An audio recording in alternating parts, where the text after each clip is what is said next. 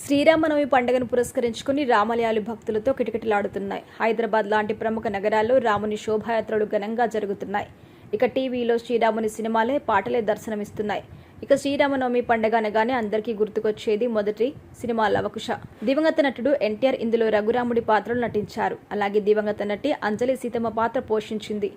శ్రీరామనవమి పండుగ వచ్చిందంటే టీవీలో లవకుశ సినిమా పడాల్సిందే. సినిమా కాకపోయినా కనీసం ఇందులోని పాటలైనా టెలికాస్ట్ అవ్వాల్సిందే.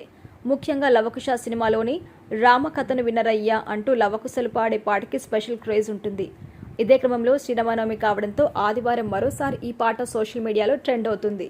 ఇప్పుడిదే ఈ పాటకి సంబంధించి ప్రముఖ దర్శకుడు జబర్దస్త్ ఫేమ్ ధనరాజ్ క్షమాపణ కూడా చెప్పాల్సి వచ్చింది. లవకుశలోని రామకథను వినరయ్య పాటని అత్యంత మధురంగా ఆలపించింది ఎవరో తెలుసా?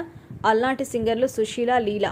ఇదే క్రమంలో ధనరాజ్ మాత్రం ఈ పాటకి సంబంధించి ఒక వీడియోను సోషల్ మీడియాలో పోస్ట్ చేశారు. దాదాపు 60 ఏళ్ల క్రితం వచ్చిన లవకుశ సినిమాలోని పాటను పాడింది ఈ అక్కా చెల్లెలే అంటూ ఆ వీడియోకి క్యాప్షన్ ఇచ్చారు. ఇది కాస్త వైరల్ అయింది. దీనిని చూసిన పలువురు సినీ ఫ్యాన్స్, నెటిజన్లు లవకుశ పాట పాడింది ఈ అక్కా చెల్లెలు కాదంటూ కామెంట్ పెట్టారు. దీంతో అసలు విషయం తెలుసుకున్న ధనరాజ్ తాను పెట్టిన పోస్ట్ క్షమాపణ చెప్పారు. ఈ అద్భుతమైన పాట పాడింది వీరిద్దరు కాదు, పి సుశీల, లీల గార్లు. తెలియక తప్పుడు సమాచారం ఇచ్చినందుకు సారీ అంటూ మరో పోస్ట్ పెట్టారు. అయితే ధనరాజ్ సినిమాల విషయానికి వస్తే ఇప్పటికే పలు సినిమాల్లో కమెడియన్గా, క్యారెక్టర్ ఆర్టిస్ట్గా నటిస్తున్నారు. ఇటీవల రామం రాఘవం సినిమాతో దర్శకుడిగా మారారు. ఇందులో హీరోగాను నటించి తన ప్రతిభతో విమర్శకుల ప్రశంసలు కూడా అందుకున్నారు. సముద్రకని ప్రధాన పాత్రలు తెరకెక్కిన ఈ సినిమా ప్రస్తుతం ఈటీవీ విన్ ఓటీటీలో స్ట్రీమింగ్ అవుతోంది.